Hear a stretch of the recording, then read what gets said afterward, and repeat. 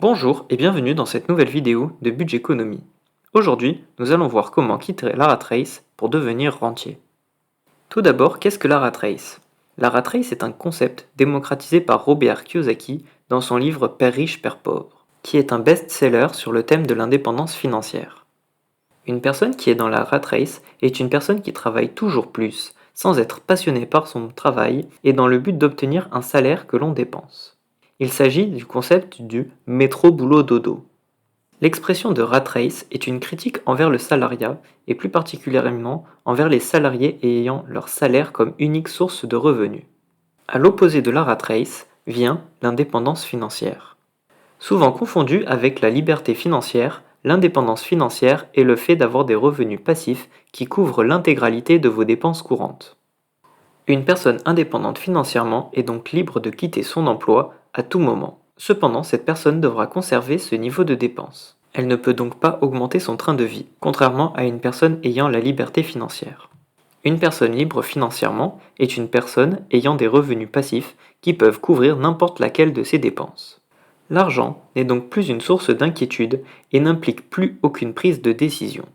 Cette personne pourra donc augmenter son niveau de dépenses sans s'en préoccuper. Mais alors, qu'est-ce qu'un rentier? Nous avons tous déjà eu la vision du rentier sur la plage qui vit grâce à un héritage qu'il a obtenu sans rien faire. En réalité, un rentier est une personne qui vit de ses rentes. Il s'agit donc d'une personne ayant des investissements qui lui permettent d'être indépendant financièrement. Vous vous demandez peut-être comment sortir de la rat race et devenir rentier. Il faut savoir que ce processus ne se fait pas du jour au lendemain, il faut mettre en place de nombreuses étapes. Tout d'abord, il faut trouver son pourquoi, son why. Un pourquoi doit être fort, comme par exemple être en mesure de payer la maison de retraite de ses parents, ou les meilleures études privées à ses enfants. Une fois que vous avez votre pourquoi, vous devez définir des objectifs SMART. SMART signifiant spécifique, mesurable, acceptable ou ambitieux, réaliste et temporellement défini.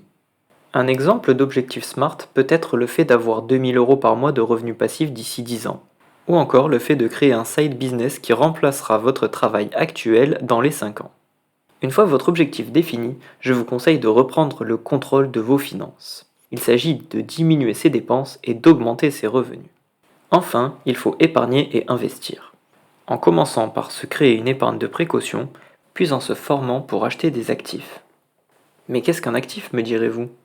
Toujours issu de la littérature de Robert Kiyosaki, la notion d'actif définit un bien qui produit de l'argent. Il peut être productif et générer des rentes, comme les loyers ou les dividendes, ou improductif et uniquement prendre de la valeur, comme une œuvre d'art ou un ETF capitalisant par exemple. A l'inverse de l'actif, le passif est un élément du patrimoine qui ne s'apprécie pas. Il peut même perdre de la valeur avec le temps. Nous pouvons prendre l'exemple des produits high-tech comme une télévision. Nous pouvons nous poser la question pour la résidence principale. Est-ce un actif ou un passif?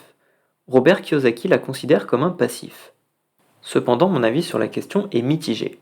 Si les mensualités de crédit que vous remboursez sont inférieures au loyer que vous auriez dû payer pour le même logement, alors pour moi ce bien immobilier peut être considéré comme un actif.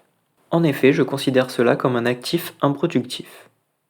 Notons donc que les catégorisations actifs-passifs peuvent être différentes suivant les personnes. Par exemple, pour la majorité des personnes, l'automobile est un passif. Votre voiture vous coûte de l'argent tous les mois. Cependant, si vous êtes passionné par le secteur automobile et que vous effectuez des achats-reventes ou que vous investissez dans des véhicules de collection, alors vos automobiles sont des actifs qui vous permettent d'augmenter votre patrimoine. Il faut donc adapter cette catégorisation en fonction de votre situation. J'espère que cette vidéo vous aura permis de remettre une définition sur les différents éléments de la liberté financière et qu'elle vous permettra de définir vos objectifs afin de devenir rentier.